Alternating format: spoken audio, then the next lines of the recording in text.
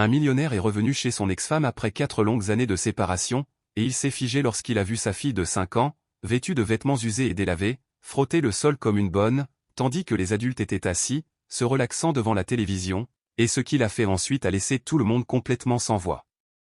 Alejandro était assis dans la salle de conférence au 27e étage, son stylo plume tournant silencieusement entre ses doigts, le rapport sur les revenus du 4e trimestre était ouvert devant lui, mais ses yeux s'étaient déjà éloignés des chiffres. Alejandro Carter était le fondateur et PDG de Carter Innovation. À Wall Street, il n'avait pas besoin d'être présenté, un esprit vif dans le domaine de la technologie, un philanthrope discret et, surtout, un homme qui avait depuis longtemps laissé derrière lui les souvenirs de son passé.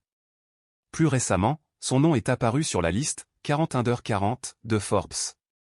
Son téléphone vibra doucement, un email, sans objet, sans expéditeur, juste une ligne. Tu dois voir ça. Il l'a ouvert en tapotant. L'écran s'est allumé avec un court clip, 10 secondes, pas plus. Une petite fille, les cheveux en bataille, portant un pull qui lui arrivait aux genoux, était à 4 pattes sur un sol carrelé, un chiffon serré dans une petite main. Elle ne pleurait pas, mais à chaque poussée du chiffon, ses épaules tremblaient. Ses yeux étaient rouges, immobiles comme de l'eau gelée en hiver. Aucune voix d'adulte, personne ne dit « ça suffit », personne ne l'arrête. Alejandro a perdu son souffle. Ses doigts tremblaient. Il l'a regardé à nouveau, une deuxième fois et encore, parce qu'il n'arrivait pas à y croire. Puis il se leva. Brusque. Décisif. La réunion n'est pas terminée, Monsieur Carter, lui rappela son assistant. Mais Alejandro glissait déjà son téléphone dans la poche de son manteau. Préparez le jet, je dois quitter New York immédiatement. Il regarda par la fenêtre de la Lincoln noire tandis que la ville s'éloignait lentement en bande de lumière du soir, laissant place à des rues plus étroites et à des maisons au toit bas. Silencieux, comme s'ils avaient oublié comment faire écho au temps. Cela faisait 8 mois qu'il n'était pas revenu ici. Le temps avait passé vite, entre réunions consécutives, champagne frais et contrats de plusieurs millions de dollars signés lors de dîners 5 étoiles. Alejandro croyait autrefois que le succès pouvait combler les vides en lui. Mais au final, la seule chose assez puissante pour le ramener n'était pas un contrat. C'était une vidéo de 10 secondes de sa fille, Laura, âgée de 5 ans, à genoux, en train de nettoyer le sol. Il n'avait pas entendu sa voix dans le clip. Mais ses petites mains tremblantes et ses yeux rouges de larmes avaient suffi à le laisser assis sans bouger pendant très, très longtemps. Personne n'a dit son nom. Personne ne lui a dit d'arrêter. La voiture s'est arrêtée devant le 12C. Alejandro ouvrit la porte et sortit, le bruit de ses chaussures en cuir raclant contre le ciment rugueux. La porte n'était pas verrouillée.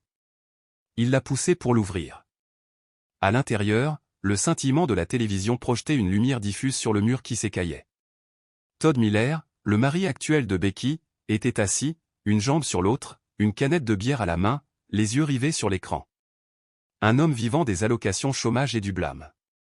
Becky était assise à côté de lui, les cheveux emmêlés dans la nuque, serrant un oreiller contre sa poitrine. Elle brillait comme des lumières de Noël quand Alejandro était avec elle. Maintenant, elle ressemblait à quelqu'un coincé au milieu d'une scène qui n'était jamais terminée. Sur le sol, Laura s'agenouilla. Elle faisait le ménage. Son long pull touchait presque ses genoux, les manches trempées d'eau savonneuse. Sa petite main poussait le chiffon vers l'avant par petits coups fatigués. Personne ne l'a remarqué. Aucun des deux adultes n'a bronché lorsqu'elle a toussé, une toux sèche et superficielle à cause de la poussière. Alejandro resta immobile. Il n'a rien dit. Il s'est simplement dirigé vers elle. Sa main se posa doucement sur son épaule. Laura s'est arrêtée. Sa main s'est figée. Elle leva les yeux. De grands yeux humides. Aucune surprise chez eux. C'est moi. Papa est là. Elle n'a pas répondu.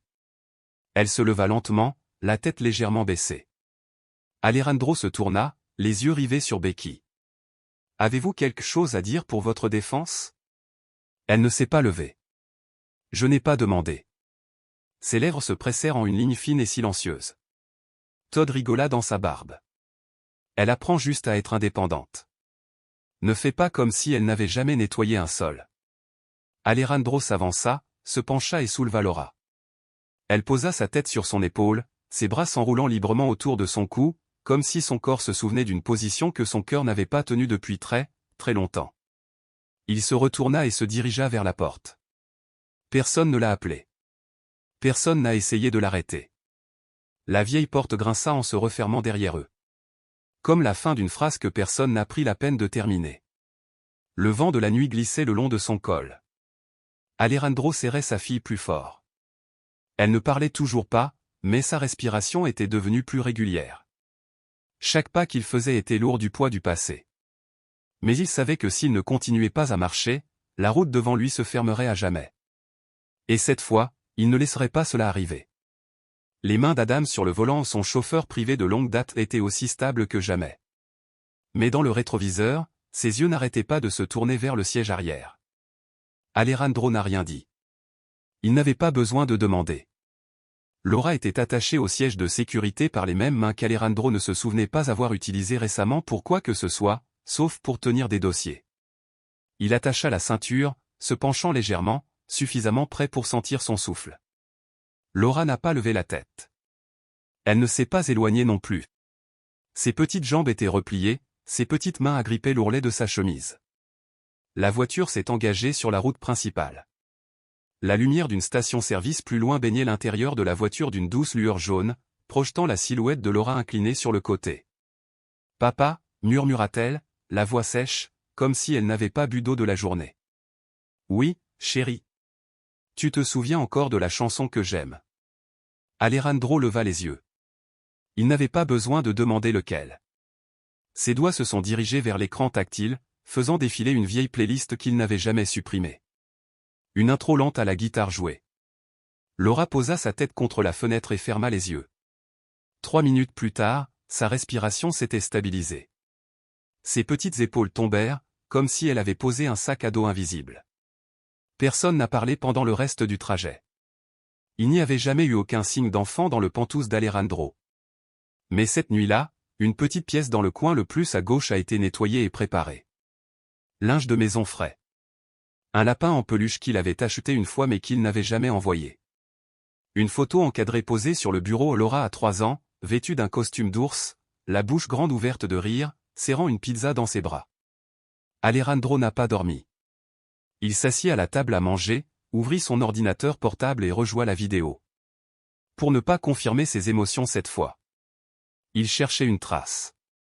Il a rembobiné et fait une pause. Rembobiné à nouveau. La télévision clignotait en rythme. Laura s'essuya les mains sur sa chemise. Sur la table, quelque chose brillait. Angulaire. Flou. Hors focus.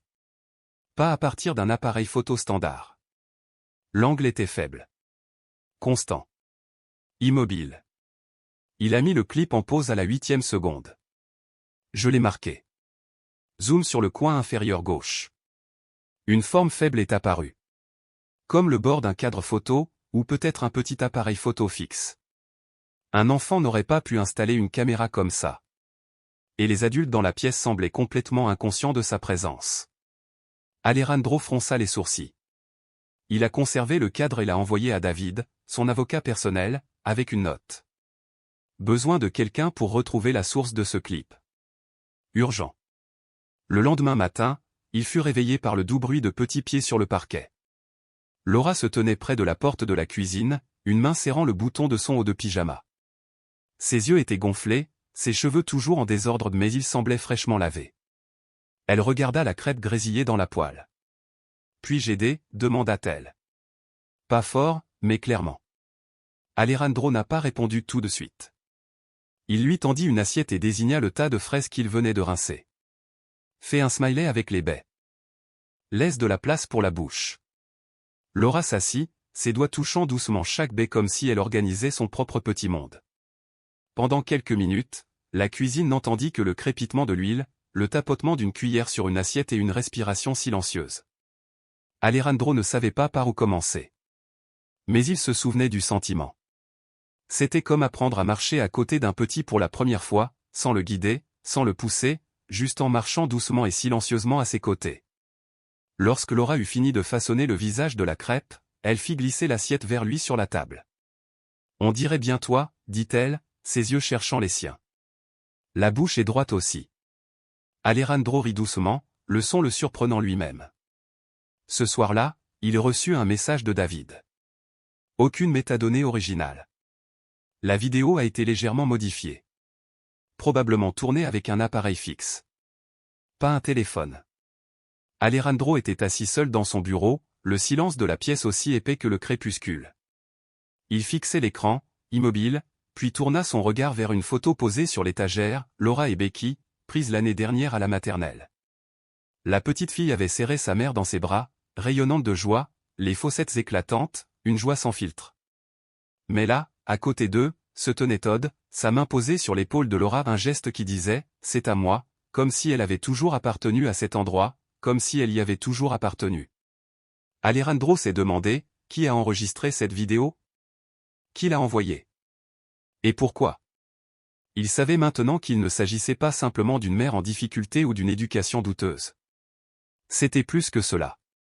C'était un avertissement, ou pire, un piège. Et il venait de foncer droit dessus.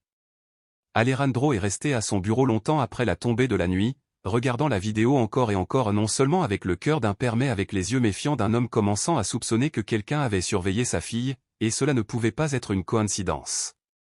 Dans le coin, l'horloge du grand-père faisait tic-tac régulièrement, comme un murmure du temps qui s'écoulait, un rappel qu'il ne pouvait ignorer. Alejandro restait assis, immobile, les doigts serrés l'un contre l'autre, jetant de temps à autre un coup d'œil à la porte en verre dépoli de l'autre côté de la pièce. Derrière elle, David Ross rangeait méthodiquement les dossiers sur son bureau. David, son vieil ami, l'homme en qui il avait plus que toute autre confiance, avait géré d'innombrables litiges financiers, négocié des contrats à enjeux élevés, démêlé des couches de tromperie juridique, mais cette fois, c'était différent. Cela n'était couvert par aucun contrat. C'était personnel. Et les fils silencieux du calme qui avaient toujours soudé leur confiance s'effilochaient peu à peu. Alejandro, es-tu sûr de vouloir continuer ? David leva les yeux, sa voix égale mais sérieuse. Demander une garde provisoire est une étape importante. Et avec ce que nous avons maintenant, tout est encore fragile. Je ne peux pas laisser Laura retourner là-bas comme si de rien n'était, dit Alejandro d'une voix calme mais ferme. Je dois m'assurer qu'elle est en sécurité. Et je dois savoir qui est derrière cette vidéo et pourquoi. David fit un léger signe de tête, puis prit son stylo et griffonna quelques notes dans son bloc-notes. Il ne dit rien d'autre, laissant Alejandro s'asseoir avec le poids de ses propres pensées. Je demanderai à Rachel de retracer l'origine de cette vidéo, son origine et le type d'appareil utilisé. Je parlerai également au juge Clark de la possibilité de demander la garde provisoire de Laura, dit David, avant de marquer une pause. Mais Alejandro, une fois que nous nous y sommes engagés, nous ne pouvons plus revenir en arrière. Alejandro hocha lentement la tête. J'ai pris ma décision, dit-il d'une voix basse mais ferme. Dans la cuisine d'une modeste maison nichée sous des bardeaux usés par les intempéries, Margaret Carter était assise à éplucher des pommes. Veuve ayant vécu seule pendant de nombreuses années, elle était sévère, posée dans ses paroles, précise dans ses gestes. Sa relation avec Alejandro était souvent tendue, non pas parce qu'elle n'aimait pas son fils, mais parce qu'elle refusait d'adoucir la vérité. Quand Alejandro entra, elle ne leva pas les yeux. Elle continua à appeler, comme si le monde n'avait pas basculé sous leurs pieds. « Puis-je avoir un moment de ton temps, maman » demanda-t-il doucement. « 4 minutes, répondit-elle d'un ton sec, si vous apportez de bonnes nouvelles. Alejandro tira une chaise et s'assit en face d'elle, ses yeux se dirigeant vers la table. « Je demande la garde de Laura. » Margaret s'arrêta. La lame s'arrêta en plein épluchage. La peau de la pomme se brisa et tomba dans le bol. Elle posa le couteau, s'essuya les mains avec une serviette et le regarda dans les yeux. « Tu aurais dû faire ça il y a 3 ans. » Puis, après un long souffle silencieux, elle ajouta. « Peut-être qu'il n'est pas trop tard. Mais si vous voulez faire cela, vous devez aller jusqu'au bout. » Alejandro n'a pas répondu. Elle a besoin d'un vrai adulte à ses côtés. Si c'est toi, prouve-le-lui. Montre-lui que tu ne recules pas simplement sous l'effet de la culpabilité. Il hocha la tête. Lentement. Mais cette fois, avec une certitude tranquille. Rachel King, la jeune assistante juridique d'Alejandro, était d'une nature posée et attentive. Elle a commencé son enquête à l'école maternelle de Laura, où elle a rencontré mademoiselle Thompson, une enseignante d'âge mûr au regard doux et à la voix pleine de patience. Laura est une gentille fille, dit l'institutrice, mais elle est silencieuse. Elle regarde souvent par la fenêtre. Un jour, elle avait entendu Laura murmurer à un autre enfant. « Je n'ai pas le droit de chanter à la maison. » « Je pensais que c'était juste quelque chose que disent les enfants, » a ajouté mademoiselle Thompson, « mais maintenant, je n'en suis plus si sûre. » Rachel l'a écrit sans commentaire, a remercié le professeur et est partie. Son prochain arrêt fut la clinique du docteur Mitchell, le pédiatre de Laura depuis 2 ans. Il examina le dossier de l'enfant en fronçant légèrement les sourcils. Ces derniers temps, elle vient sans son père. Elle parle à peine. Ce qui m'a frappé, ce n'est pas ce qu'elle a dit, mais son regard détourné. Sur ses gardes. Mais, ce n'était pas suffisant pour porter plainte.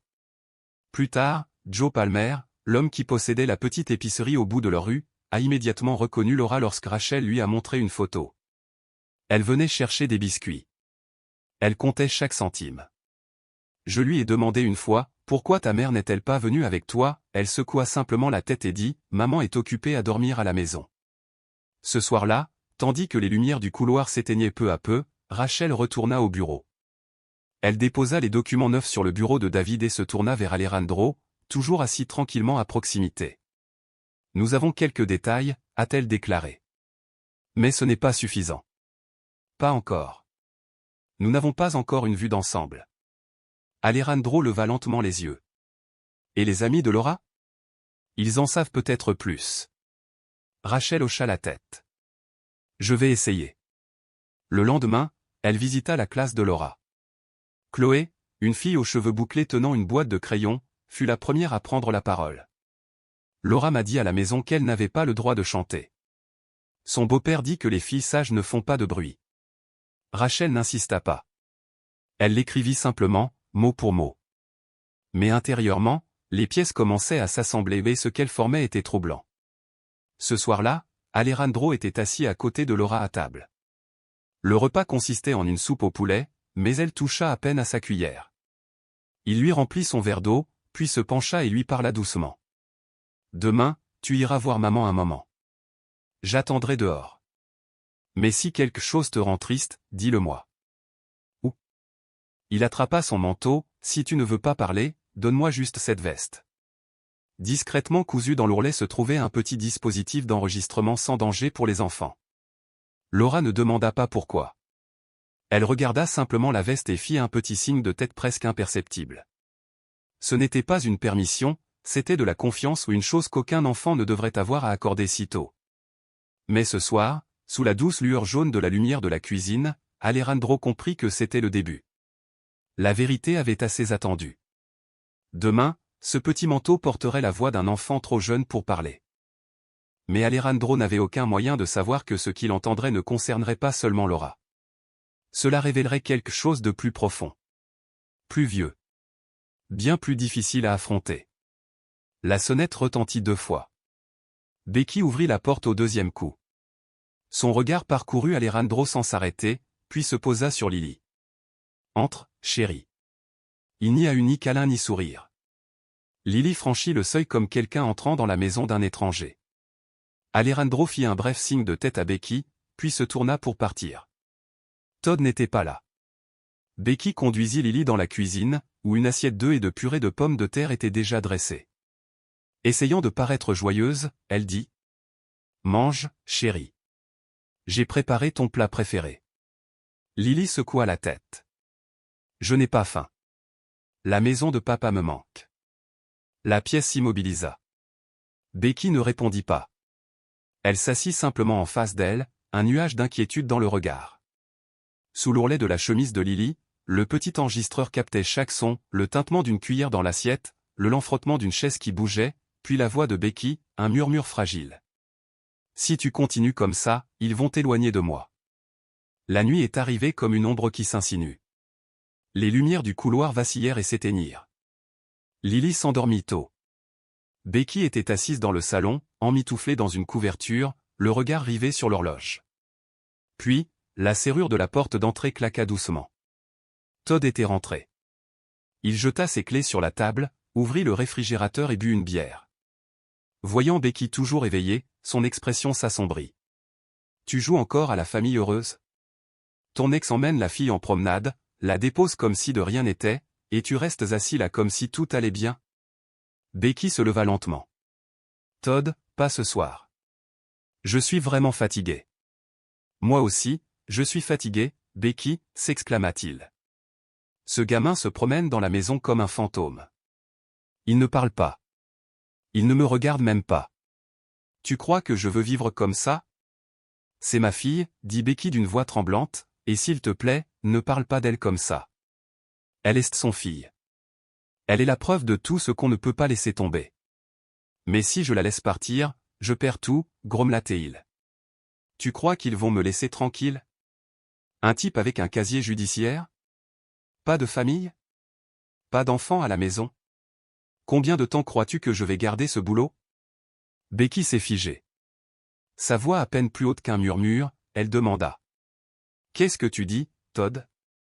Je dis que personne ne me l'enlèvera, non pas parce que j'ai besoin d'elle, mais parce que si elle part, tout ce que j'ai construit s'effondrera, mon passé et mon avenir voleront en éclats.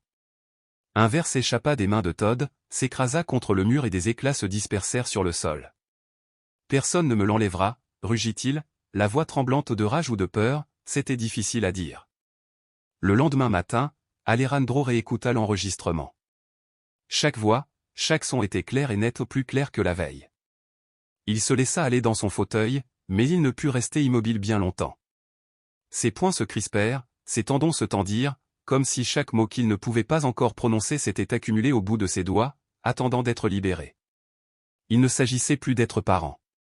C'était un danger réel et présent. Laura, âgée de seulement 5 ans, n'avait pas de mots pour s'expliquer, pas de force pour riposter, et elle vivait au milieu de tout cela, chaque jour, chaque nuit. Une légère bruine tombait ce matin-là. Un petit café était niché derrière un carrefour, ses lumières jaunes luisant doucement à travers les vitres mouchetées par la pluie. À l'intérieur, Steve, le détective privé engagé par Alejandro, était assis près de la fenêtre, une tasse de café noir non sucré à la main. Il était absorbé par un dossier rempli de documents, ses lunettes de lecture glissant légèrement sur son nez, la faible lumière projetant des ombres sur son visage fatigué. Dehors, un enfant passa avec sa mère. Son imperméable était déchiré sur le côté. Steve leva brièvement les yeux, les regarda partir, puis sortit son téléphone. « Nous avons notre première piste, dit-il sèchement à Alejandro, et elle n'est pas légère. Todd Miller, l'homme qui vit actuellement avec Becky, avait un passé jonché d'ombre. Steve a résumé les conclusions. En 2012, Todd a fait l'objet d'une enquête pour avoir escroqué une femme en ligne. Elle a ensuite abandonné les poursuites après avoir reçu un accord à l'amiable, personne ne savait d'où venait l'argent. Il avait un jour contraint une ancienne petite amie à co-signer un compte de carte de crédit. Quelques mois plus tard, elle a déposé le bilan, et le nom de Todd a disparu de tous les documents associés. Pire encore, en 2016, une amie prénommée Denise s'est suicidée sous l'effet de somnifères. L'affaire avait été classée sans suite, mais le rapport médico-légal a révélé des détails troublants. Au cours de sa dernière semaine, Denise avait été coupée de toute communication et avait perdu tout contrôle sur ses finances personnelles. Steve avait également envoyé une vidéo de surveillance filmée dans un bar. On y voyait Todd saisir une femme par le poignet, la forcer à s'asseoir sur une chaise et parler les dents serrées.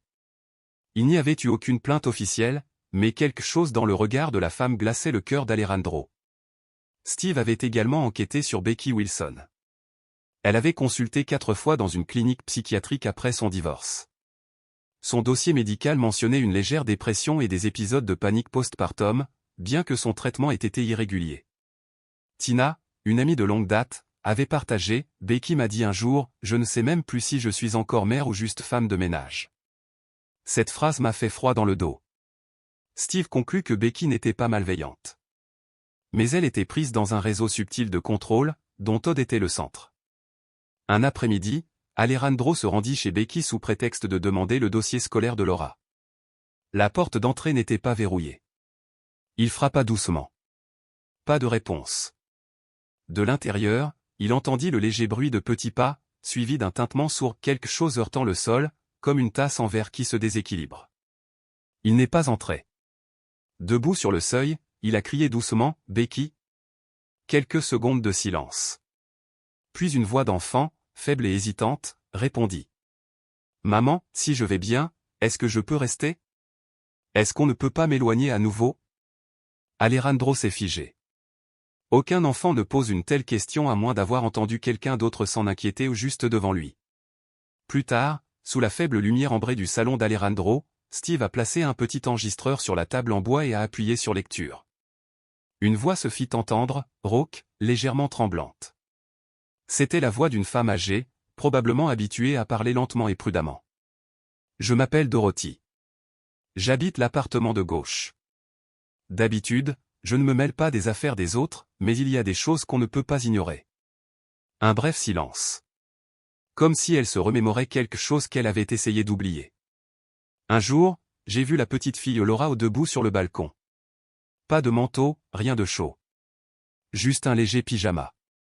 Dans le froid. Elle se tenait là, immobile. Elle n'a pas pleuré.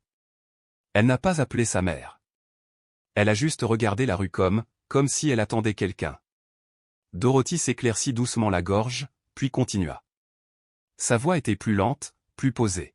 « Un jour, j'ai entendu frapper fort à la porte. La voix d'un homme, sûrement celle de Todd. Je n'ai pas pu distinguer les mots. Mais après ça, le silence. Juste un silence pur et pesant. Pendant des jours, personne n'est sorti de cet appartement. Pas de lumière allumée la nuit. Pas un bruit. L'enregistrement s'est terminé par un long soupir. Steve a éteint l'appareil. Personne n'a parlé. Alejandro le regarda fixement, comme si les derniers mots résonnaient encore dans ses oreilles. Elle n'a pas pleuré. Elle est restée plantée là, comme si elle attendait que quelqu'un vienne la chercher. Rachel King, l'avocate adjointe, a reconstitué le tout. Elle a tracé une chronologie, marquant les points rouges où les schémas de contrôle se répétaient. Laura ne présente aucun signe de violence physique, a déclaré Rachel. Mais elle subit une sorte de discipline silencieuse, ce qu'on appelle de la négligence émotionnelle. Becky n'intervient pas parce qu'elle vit aussi sous ce régime. Surveillez-le de plus près. Ne le laissez pas savoir. Sous la douce lueur de la lampe de Laura, Alejandro s'assit à côté de sa fille, sans dire un mot. Elle coloriait un parapluie bleu clair. Son crayon bavait légèrement à la pointe. Il la regarda tranquillement, puis posa doucement une main sur sa tête, caressant ses cheveux. Sa voix était grave et stable. « Tu n'auras plus jamais à poser cette question. » Laura ne leva pas les yeux. Mais son rougissement ralentit, comme si elle avait entendu et compris. Cette question aussi, je vais bien, puis-je retourner dans mon ancienne maison, tournait dans l'esprit d'Alejandro. Il se blottit au plus profond de lui-même, comme un rappel discret. Pas fort. Mais impossible à ignorer. Il se leva, sortit son téléphone et composa le numéro de David.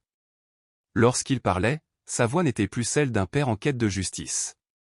C'était celle d'un homme qui avait pris une décision et ne voulait plus revenir en arrière. Préparez-vous. Nous ne demandons plus la garde temporaire. Je veux la garde exclusive. Et je suis prêt à comparaître devant le tribunal. Il a raccroché, ouvert son ordinateur portable et tapé un message rapide. Pas de politesse. Pas d'explication. À Steve, je veux que tu surveilles Todd de plus près. Ne le laisse pas savoir. Il a appuyé sur envoyer. Sa main tremblait légèrement. Mais son regard ne le fit pas. Dans le salon, le léger et régulier grattement du crayon sur le papier continuait, comme un petit battement de cœur retrouvant lentement son rythme. Un mince voile de brume, léger comme de la fumée, descendait tranquillement sur Maplewood Street. La bruine n'était pas assez forte pour traverser un manteau, mais elle laissait les trottoirs froids et humides. Alejandro s'est garé à un demi-pâté de maison de l'ancien appartement de Becky. Des traînées d'eau s'accrochaient irrégulièrement aux vitres de la voiture. Il a coupé le moteur, mais n'est pas sorti. Il resta assis là, immobile, les yeux rivés sur l'appartement familier ou celui qui avait été le premier foyer de Laura. Cela faisait presque une semaine que lui et David avaient déposé une demande de garde temporaire, accompagnée d'une requête demandant un contrôle officiel de l'état de santé de Laura. Le tribunal a agi rapidement, non seulement en raison du dossier volumineux qu'ils avaient soumis, mais également en raison de la recommandation urgente de l'assistante sociale Karen Blake. Et aujourd'hui, dans le cadre du processus, Karen a été chargée de procéder à une inspection sur place. Elle était accompagnée de l'officier James Taylor, un policier de quartier désigné pour garantir l'objectivité et la sécurité de toutes les personnes impliquées. Juste à l'heure prévue, une berline argentée s'est arrêtée au bout de l'allée. Karen sortit la première, son imperméable gris lui tombant jusqu'aux genoux, serrant dans ses bras une mallette étanche remplie de documents. L'officier Taylor le suivit. Non pas en uniforme, mais dans un épais manteau indigo. Il aurait pu passer pour un voisin, si ce n'était son regard attentif et perspicace. Alejandro fit quelques pas en avant, sur le point de parler. Mais Karen capta son regard et secoua doucement la tête. Sa voix était calme, mais ferme. On vous tiendra au courant après. Veuillez ne pas entrer. Ils franchirent la porte, celle par laquelle Alejandro avait autrefois porté Laura, où il avait vu le silence de sa fille parler plus fort que n'importe quelle explication. La serrure de cette porte n'avait toujours pas été changée. Les mains d'Alejandro se crispèrent dans les poches de sa veste. Becky a ouvert la porte. Pas de maquillage. Cheveux attachés en arrière à la hâte. Ses yeux étaient fatigués. Elle n'a pas détourné le regard. Todd est apparu de la cuisine, vêtu d'une chemise blanche impeccable et d'un sourire si soigné qu'il semblait contre nature. Nous avons préparé son dossier médical, a-t-il dit, ainsi qu'un journal de routine quotidienne. L'appartement semblait plus propre qu'avant, mais une légère odeur de moisi persistait dans les coins, accrochée aux rideaux et au silence. Laura était assise sur le canapé, serrant contre elle un vieux lapin en peluche, ses petits doigts enroulés autour de son oreille usée, ses yeux fixés sur rien, nulle part. Karen a commencé doucement, en posant des questions de base, comment Laura avait mangé, si elle avait été malade récemment, à quelle heure elle s'était couchée. Todd répondit rapidement, son ton précis, un niveau de détail qui semblait mémorisé plutôt que vécu. Becky intervenait de temps à autre, sa voix douce, fragmentée, comme si elle était sous l'eau, à peine présente. L'agent Taylor se déplaçait lentement dans l'appartement, ses pas délibérés, ses yeux scrutant chaque surface. Il s'accroupit près d'un mur, effleurant de ses doigts une tache de peinture fraîche, où de légères rayures anciennes murmuraient encore à travers la couverture. À côté du canapé, une tache brun foncé maculait le sol, pas assez fraîche pour susciter un commentaire, mais bien trop permanente pour être ignorée. Karen s'est abaissée à côté de Laura, le visage au niveau de celui de la fille, plaçant une boîte de crayons et une feuille de papier vierge sur la petite table devant elle. « Qu'est-ce que tu aimes le plus dessiner, chérie ?» Laura tendit la main vers un crayon bleu pâle, ses doigts tremblant légèrement. Elle dessina lentement, une petite silhouette allongée sur le sol à côté d'un rectangle qui ressemblait à une télévision, il n'y avait pas de soleil, pas d'arbres, pas de fleurs. Karen fixa le dessin pendant un moment, puis demanda d'une voix douce, « As-tu ta propre chambre ?» Laura jeta un regard de côté à sa mère, puis baissa la tête et murmura, « Je dors par terre parce que maman dit que mes rêves sont trop bruyants. » Karen n'a pas bronché, elle a tranquillement pris une note, une petite marque sous l'écriture dense qui remplissait déjà son bloc-notes. Alors que la conversation dérivait vers la routine quotidienne, Todd commença à interrompre plus fréquemment. Il a répondu même aux questions qui ne lui étaient pas adressées, sa voix s'élevant parfois, poussant Becky hors du cadre. L'officier Taylor a continué à écrire, son regard inébranlable, ne quittant jamais le visage de Todd. Becky joignit ses mains sur ses genoux, ses jointures blanches. Finalement, elle a parlé, plus clairement qu'avant, « De quoi nous accusez-vous exactement, si c'est une enquête, dites-le simplement. » Karen n'a pas répondu directement, elle a fermé son carnet et a dit calmement, « C'est une procédure standard, conformément à une ordonnance du tribunal, nous documentons simplement les conditions actuelles. » Dehors, Karen se dirigea directement vers la voiture d'Alejandro, le vent attrapant l'ourlet de son manteau. Elle retira ses lunettes, essuya l'eau, puis le regarda. L'appartement est propre, mais l'air là-dedans, ça ne semble pas réel, la fille n'est pas libre de parler, et cet homme, il contrôle tout, même le silence. Alejandro expira, la voix basse, « En avons-nous assez ?» Karen hésita, la première lueur de doute sur son visage calme. « Pas assez pour les archives, mais je crois que tu dis la vérité, et je crois Laura. Elle demande de l'aide dans la seule langue qu'un enfant connaît. » Cette nuit-là, Alejandro est rentré chez lui. Laura dormait sur le canapé, toujours enveloppée dans sa fine veste, le lapin en peluche lui avait glissé des bras, reposant sur le côté sur le sol. Il a ouvert son ordinateur portable et s'est connecté à un petit appareil d'enregistrement caché dans l'ourlet de son manteau. Un nouveau fichier est apparu, il a appuyé sur Play. La voix de Becky est venue en premier, fatiguée et brisée, « Tu as promis que tu ne crierais pas, Todd. » Puis la voix de Todd, basse, irritable, « Tu prends toujours son parti, pourquoi ne la renvoies-tu pas tout de suite ?» Un grand bruit sourd suivit, puis le silence, les pas s'estompèrent lentement dans la pièce. Alejandro se leva brusquement, sa main appuyée contre la table, les yeux rivés sur l'écran. Ce n'était plus une théorie, c'était un danger réel et immédiat. Il a pris le téléphone et a appelé David. Je n'ai pas besoin de plus de preuves, j'ai besoin d'une ordonnance de protection ce soir. C'était un après-midi froid, des feuilles d'érable humides s'accrochaient au chemin de briques, la porte de l'école maternelle grinçait alors que des groupes d'enfants se déversaient dans la cour, leur rire jaillissant comme des bulles. Alejandro se tenait près de la clôture, les mains dans les poches de son manteau, les yeux fixés sur la dernière salle de classe au bout du couloir. De l'autre côté de la cour de récréation, une jeune femme s'est approchée, tenant la main d'une petite fille aux cheveux bruns et aux yeux brillants et légèrement timides. Ils se sont arrêtés devant lui. La femme parlait doucement, une légère hésitation dans la voix. « Tu es le père de Laura, n'est-ce pas ? Je suis la mère de Chloé. » Alejandro fit un signe de tête silencieux.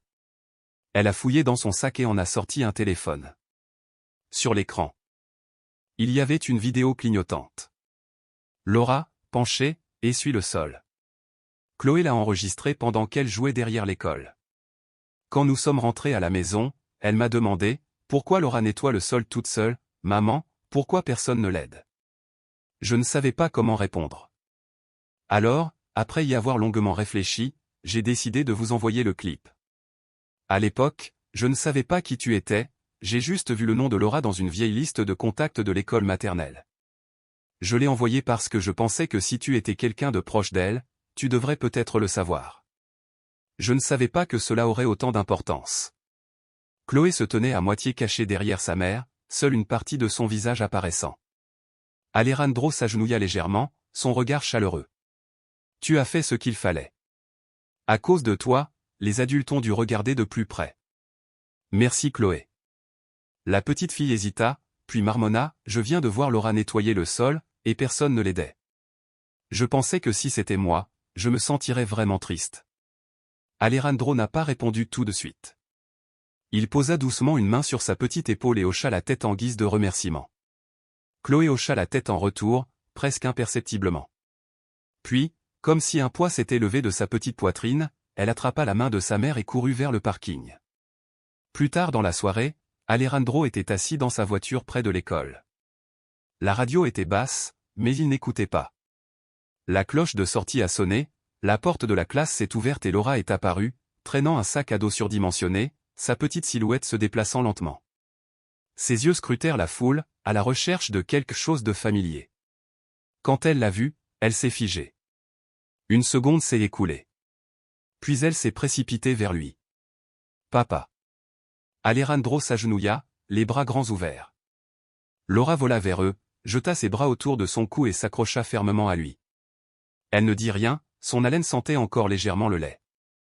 Il l'a tenue plus longtemps que d'habitude. À ce moment-là, il a compris. Il ne s'agissait plus seulement de garde. Il s'agissait de se protéger, de les protéger tous les deux de quelque chose qu'ils ne pouvaient même plus nommer. Et Becky.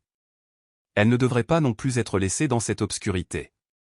Cette nuit-là, Alejandro s'est rendu à la clinique où Becky avait déjà reçu des conseils. Le couloir était calme, l'odeur du désinfectant flottait encore dans l'air.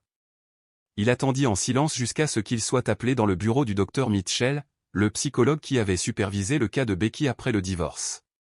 Alejandro s'est assis en face de lui et est allé droit au but. Je ne suis pas ici pour accuser ou blâmer qui que ce soit, j'ai juste une question. Le docteur Mitchell resta immobile, ses mains jointes doucement sur le bureau.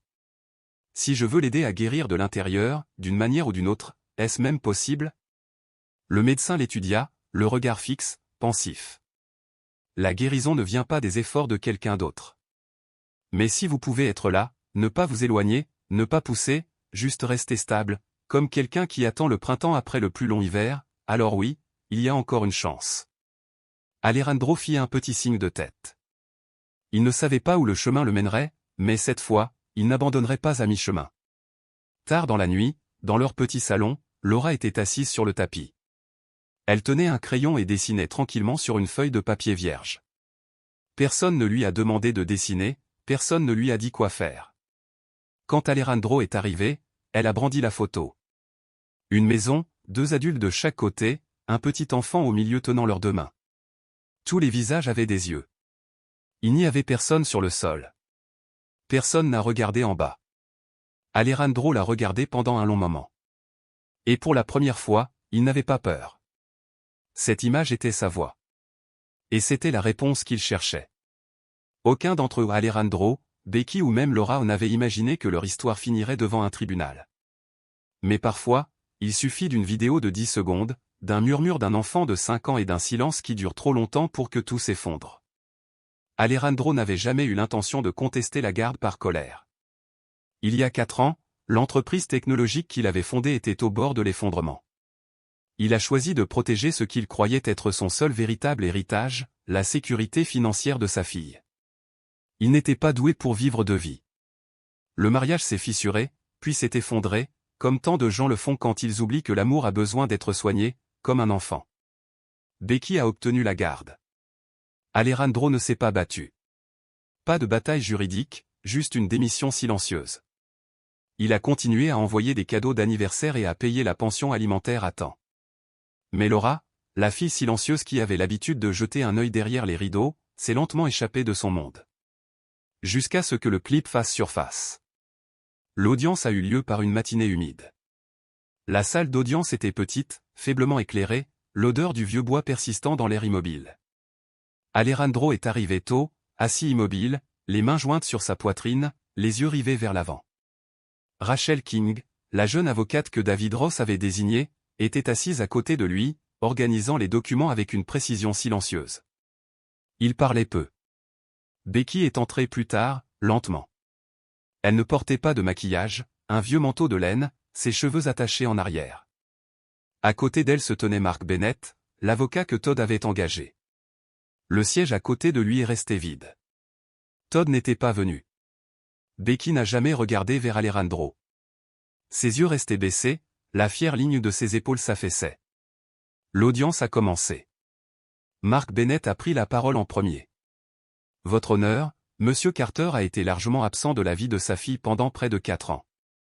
Madame Wilson, bien que n'étant ni riche ni parfaite, a élevé la fille seule, sans infraction légale ni comportement abusif. La demande soudaine de garde à vue de Monsieur Carter, fondée sur une brève vidéo, est, selon nous, mal avisée. Il n'a pas élevé la voix. Mais chaque mot avait du poids. En bas, Becky baissa encore plus la tête. Rachel se tenait debout. Elle ne s'est pas précipitée pour réfuter. Elle a commencé avec une histoire.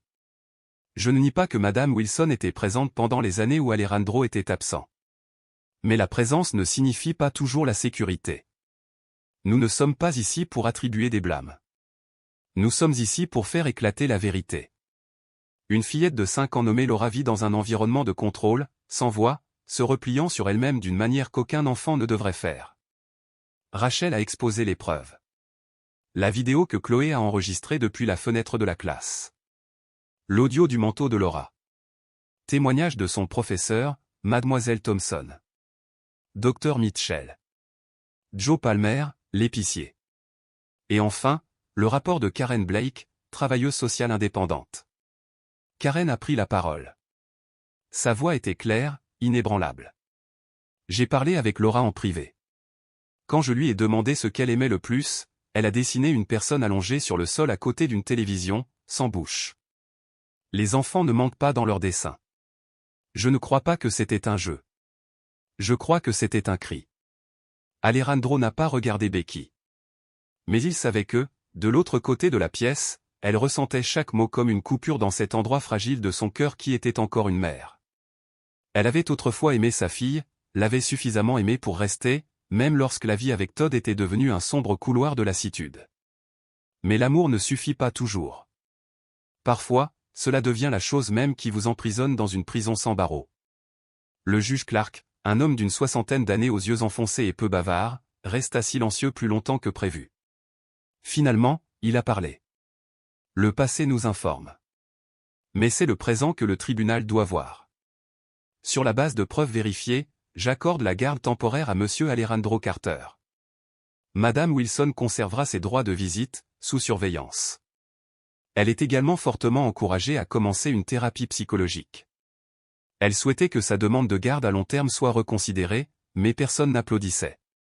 Becky ne leva pas la tête. Ses épaules tremblaient de chagrin ou de soulagement, difficile de le dire. Rachel referma son dossier et laissa échapper un soupir, comme quelqu'un qui expire enfin un battement de cœur trop longtemps retenu. Devant le tribunal, Becky marchait d'un pas rapide, mais lorsqu'Alejandro passa silencieusement, elle s'arrêta brusquement. Elle ne se retourna pas. Elle dit simplement « Merci de lui avoir permis de me voir avec la plus grande clarté ». Alejandro ne répondit pas. Il hocha simplement la tête, comme un homme qui acquiesce à sa propre douleur. Cet après-midi-là, Franck resta chez Laura. Quand Alejandro ouvrit la porte, elle courut vers lui, sans poser de questions, sans hésiter. Elle le serra simplement dans ses bras, et pour la première fois, Alejandro sentit que le silence dans son étreinte n'était pas un reproche, mais un pardon. Cette nuit-là, il ouvrit son ordinateur portable et rédigea un email au docteur Mitchell, celui qui avait soigné Laura et la seule personne en qui Becky avait eu confiance toutes ces années. « Je ne voulais pas gagner », a-t-il écrit. « Je voulais juste que Becky soit considérée comme un être humain et qu'on l'aide. Je ne vais nulle part, mais je ne peux pas l'accompagner sans être guidé. » La dernière ligne est arrivée après une longue pause. « J'ai besoin que tu marches avec elle, car je crois toujours qu'être père ne signifie pas retirer la mère de la vie d'un enfant. » Laura emménagea chez Alejandro par une douce matinée d'automne, alors que le soleil était encore doux et que les feuilles n'avaient pas encore commencé à changer de couleur. Elle était assise tranquillement sur la banquette arrière, tenant un lapin en peluche d'une main et la poignée d'une petite valise rose de l'autre. Alejandro ne dit pas grand-chose pendant le trajet. Il se contenta de jouer l'un des morceaux instrumentaux préférés de Laura, gardant le rythme de la voiture lent et régulier, comme la respiration d'un père et de sa fille qui tentent de s'habituer à quelque chose d'inconnu. La maison à 2 étages, au bout de la rue Calme, où Laura allait désormais vivre, était en rénovation depuis des semaines. Sa chambre était peinte d'un jaune doux à la couleur qu'elle avait choisie lorsqu'on la lui avait demandé. Pas un jaune criard, mais quelque chose de plus doux, comme des blancs d'œufs battus en neige finement badigeonnés sur les murs. Sur un mur, une fresque murale représentait une forêt immense, avec des cerfs, des écureuils et un hibou somnolent sur une branche. Alejandro avait fait appel à un artiste pour la peindre spécialement, car il voulait que Laura se sente comme chez elle, et non comme une simple chambre d'enfant. Cette première nuit, après que Laura se soit brossé les dents et soit montée au lit, Alejandro s'assit au bord du matelas. Il n'avait pas apporté de livre d'histoire comme d'habitude. Il parla à voix basse. « Quand j'avais ton âge, dit-il, je détestais apprendre les tables de multiplication par cœur. À chaque cours de maths, je feignais d'avoir mal au ventre pour m'en sortir. Mais un jour, on m'a attrapé et on m'a mis dans un coin parce que je n'avais pas compris ma leçon. Ce soir-là, j'ai écrit une lettre à ma prof pour lui dire que j'étais désolé. Non pas par peur, mais par honte. Et elle m'a pardonné. Elle disait que quiconque admet ses torts a la force de les corriger. » Laura resta silencieuse un instant. Puis elle rit. Le son flottait doucement dans sa nouvelle chambre et, pour la première fois depuis des mois, Alejandro sentit quelque chose se calmer en lui. Il n'avait pas besoin de grand-chose, juste de se rire. C'était suffisant. Samedi en fin d'après-midi, un parfum de cannelle et de beurre chaud flottait dans la cuisine comme une vieille rengaine. Alejandro retournait soigneusement la dernière pâte, tandis que Franck, le gouvernant de longue date, lavait la dernière pile de vaisselle dans l'évier. La soirée s'installait doucement, comme le dernier souffle du jour. La cuisine d'Alejandro était envahie par l'odeur de cannelle et de pommes au four. Franck séchait la dernière assiette lorsque la cloche du portail sonna, un léger coup, mais suffisamment aigu pour faire une pause dans l'air de la pièce. « Je vais le chercher, » dit Franck, calme comme toujours, comme un homme habitué aux moments inattendus. Il sortit, son torchon toujours lâchement enroulé sur son épaule. Becky se tenait devant le portail. Son manteau gris était usé, une manche légèrement de travers, et ses chaussures basses étaient tachées de boue séchée par la pluie de la nuit dernière. Pas de maquillage, pas de sac à main, pas la moindre trace de planification minutieuse. Mais elle se tenait droite, les mains doucement jointes devant elle, avec l'air de quelqu'un qui n'est pas là pour s'excuser, pas pour exiger, juste pour retrouver son chemin. Depuis la fenêtre de la cuisine, Alejandro regardait dehors. Il posa le torchon et s'apprêtait à s'éloigner lorsque Margaret, sa mère, dénoua son tablier et sortit dans le jardin. Elle ne se précipita pas, ni n'hésita. Son pas était assuré au le genre de rythme qu'on apprend après avoir vécu assez longtemps pour comprendre que certaines conversations doivent commencer en silence. Margaret ne demanda pas pourquoi Becky était venue. Elle ne lui tendit pas la main pour l'inviter à entrer. Elle s'arrêta, se tenant suffisamment à distance pour voir les yeux de Becky déjà teintés de rouge. Sa voix n'était ni aiguë ni douce, mais chaque mot résonnait dans l'air comme une impression ancrée dans une longue expérience. Si vous n'êtes pas ici par peur ou par obligation, alors laissez votre cœur frapper, pas votre main. Becky inclina légèrement la tête.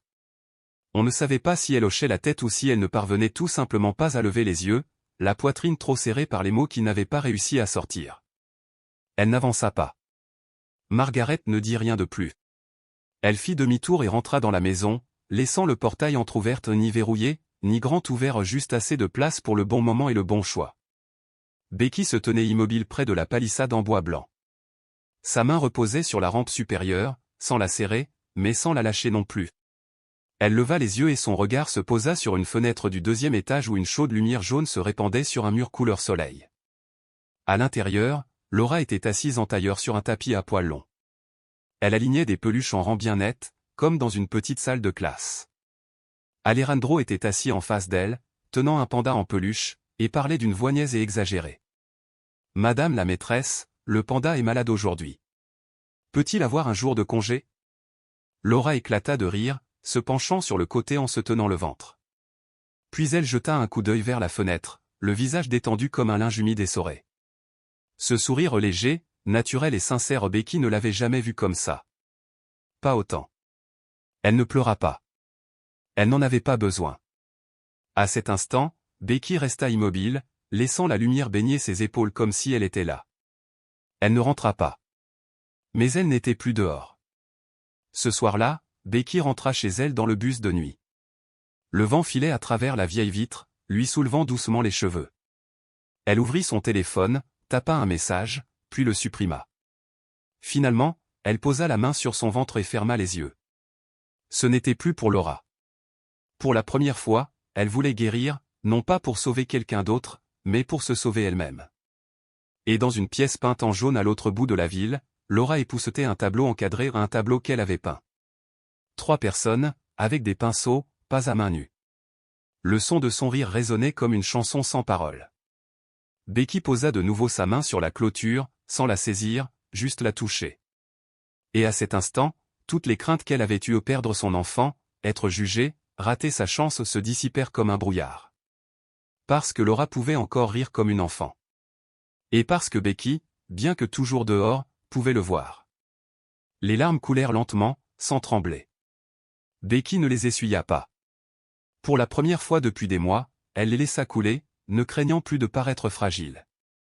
Elle ne s'éloigna de la clôture qu'après l'extinction de la lumière de Laura. Becky emprunta le sentier de pierre qui serpentait le long du petit parc près de la maison d'Alejandro. L'air du début de l'automne était frais, mais pas âcre, et sa poitrine ne la piquait plus. Elle s'assit sur le banc de pierre près de la fontaine. Les lumières du parc éclairaient la manche de son pull, révélant un fil effiloché, usé par le temps. Son téléphone vibra doucement dans sa poche, un appel manqué du thérapeute qu'elle avait promis de revoir. Becky regarda l'écran. Son doigt plana sur l'icône de rappel. Dans sa tête, Laura était toujours là, souriante, soulevant le lapin en peluche, hochant la tête quand Alejandro demanda « Tu veux de la tarte aux pommes ?» Lorsque la voix du médecin retentit, Becky dit simplement « Je crois que je suis vraiment prête cette fois. On peut continuer. » Alejandro ignorait que Becky se tenait devant la clôture ce soir-là. Il ignorait qu'elle avait rappelé la thérapeute. Mais ce soir-là, après avoir bordé Laura, il ouvrit la fenêtre de sa chambre et regarda dehors. Le vent apportait le parfum chaud de cannelle de la tarte qui refroidissait encore sur le comptoir. Les lumières du parc baignaient la rue.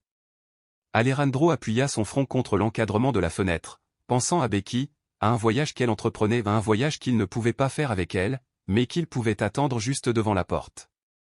Il murmura, « Nous avons tous besoin d'une pièce jaune dans notre vie. Non pas pour y vivre, mais pour croire qu'il existe encore un endroit où nous pouvons retourner. » Dans son sommeil, Laura se retourna. Le lapin lui glissa des mains. Alejandro le ramassa délicatement et le reposa dans ses bras. Cette nuit-là, personne n'a pleuré. Mais, d'une certaine manière, ils se sentaient tous un peu plus légers. Le premier matin de la rentrée de Laura, le ciel était couvert. Alejandro l'accompagna jusqu'à la voiture, sans se presser. En chemin, il joua un vieil air instrumental. Laura ne dit pas un mot, mais sa petite main serrait fermement la bretelle de son sac à dos bleu. Son visage n'était pas triste, juste calme, comme si elle s'apprêtait à entrer dans un monde nouveau, un monde où, d'une certaine manière, elle savait que cette fois, les choses seraient différentes. À la maison, Frank rangeait la bibliothèque. Margaret préparait un pain aux bananes. La maison ne vibrait plus de l'énergie qui l'animait à l'arrivée de Laura. Mais le silence n'était pas morose. On sentait une certaine normalité, une normalité nouvelle, spontanée, tacite, de petits rythmes qui se remettaient en place. Dans la cuisine, emplie du doux parfum de cannelle et de banane, personne ne parlait d'hier ou de demain. Mais chaque geste, chaque regard, portait la même vérité silencieuse, il cherchait à s'accrocher à quelque chose de précieux. Becky avait commencé une thérapie formelle. Sa thérapeute, Grace, une femme d'âge moyen, ne lui avait pas fixé de date butoir. Elle lui avait simplement demandé « Comment te sens-tu aujourd'hui ?»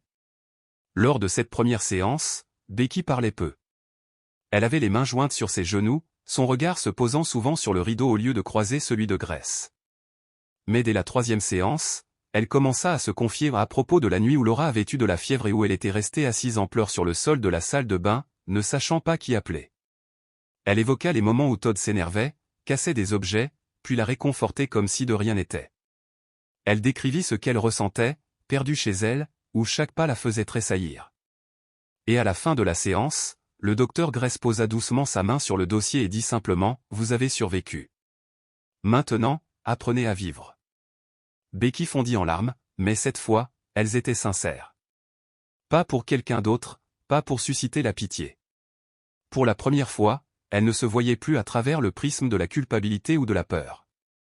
Peu de temps après la première audience, Todd fut poursuivi en justice par une ex-petite amie nommée Marissa. Elle avait vécu avec lui 2 ans avant Becky.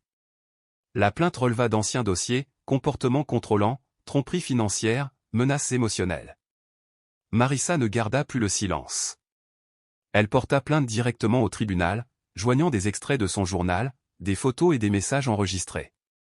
Steve, l'enquêteur, a remis des preuves à la police, déclarations de témoins, enregistrements, et même une vidéo prise dans un bar. Finalement, Todd a été convoqué. Cette fois, Becky n'était pas mêlée à tout ça. Personne ne la questionnait. Personne ne la blâmait. Elle restait à l'écart et regardait le passé se dérouler où ce n'était plus un poids à porter. Elle était simplement témoin. Et, d'une certaine manière, cela commença à guérir quelque chose en elle. Michael ne parla ni d'amour ni de retrouvailles. Pas d'alliance, pas de fleurs.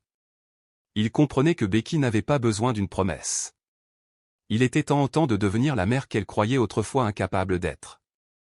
Il ne voulait pas qu'elle ait l'impression de se racheter ou de lui imposer un fardeau supplémentaire. Elle parlait quand elles en avaient besoin de brefs échanges pratiques autour d'un café ou sur la véranda pendant que Laura jouait à proximité. Les dépôts scolaires, les cours de piano, les sandwichs que Laura aimait ce mois-ci et ceux qu'elle n'aimait plus. Pas de mots inutiles, juste assez pour maintenir le rythme. Becky venait tous les samedis après-midi, toujours vers 14 heures. Elle ne restait jamais plus d'1 heure. Parfois, elle apportait un petit cadeau, un livre, une écharpe, et même un pot de confiture de fraises. Elle disait l'avoir fait elle-même, mais Alejandro soupçonnait qu'elle l'avait acheté au marché et qu'elle avait simplement besoin d'une raison pour l'offrir. Elle ne s'attardait jamais. Quand il était temps de partir, Laura serrait ses petits bras autour de la taille de Becky, sans qu'on lui demande. Et chaque fois, Becky la serrait fort, puis se tournait vivement vers la voiture, s'essuyant les yeux du bord de sa manche avant que la portière ne se referme. Mais elle ne le cachait plus. Les larmes n'étaient plus un signe de honte. Elles ne venaient plus de la même source qu'avant, celle qui lui disait qu'elle avait échoué ou qu'elle ne méritait pas ce moment. Elles tombaient comme la pluie après une longue saison sèche silencieuse, sans précipitation, nécessaire. Chaque larme était un relâchement, un souffle, un premier pas vers quelque chose qu'elle n'avait pas espéré depuis longtemps. Faire confiance non pas à Alejandro, ni même à Laura, mais à elle-même. Elle apprenait peu à peu à croire qu'elle pouvait se révéler sans tout dévoiler. Qu'elle pouvait aimer sans détruire les choses fragiles qui commençaient enfin à guérir. Parfois, Margaret sortait pour ouvrir le portail. Elle parlait peu, mais laissait toujours la porte de la cuisine entr'ouverte, comme un message discret, la gentillesse a toujours sa place, même ici, même maintenant. C'était un dimanche doux et ensoleillé. Michael avait invité Becky et Laura à une promenade dans le parc près de chez eux. Personne n'avait apporté d'appareil photo. Laura portait une robe en jean et un petit sac à dos en forme de renard. Michael tenait la bouteille d'eau. Becky avait apporté un chapeau de soleil, dont les bords se recourbaient déjà légèrement sous l'effet de la chaleur. Ils marchaient côte à côte, sans se tenir la main, sans se forcer à sourire.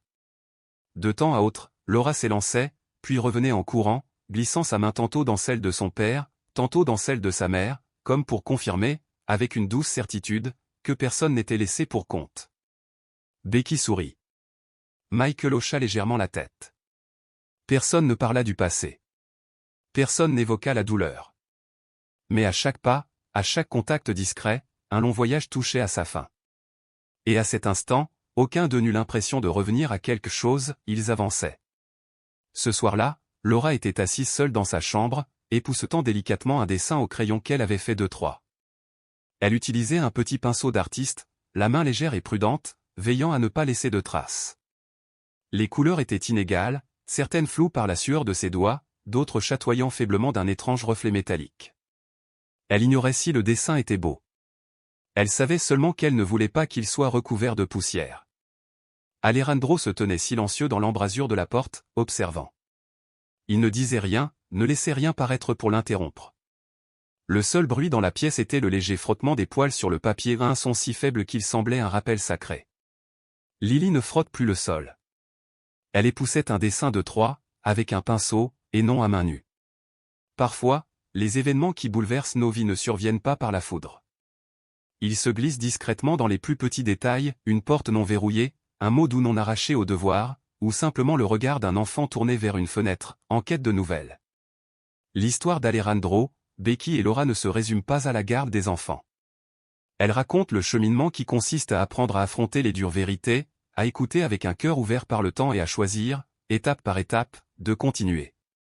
Personne ne sort indemne d'un tel parcours. Mais chacun peut faire un pas, aussi petit soit-il, vers une vie meilleure. Que pensez-vous de la décision d'Alejandro?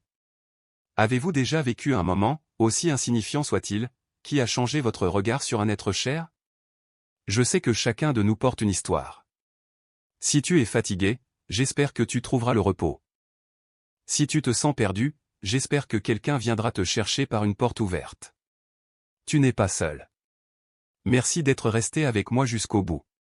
Et si vous lisez ceci tard le soir, prenez une gorgée d'eau chaude, enveloppez-vous dans la couverture et reposez-vous tôt. Tout le bien arrive, avec le temps, à ceux qui savent attendre et à ceux qui croient.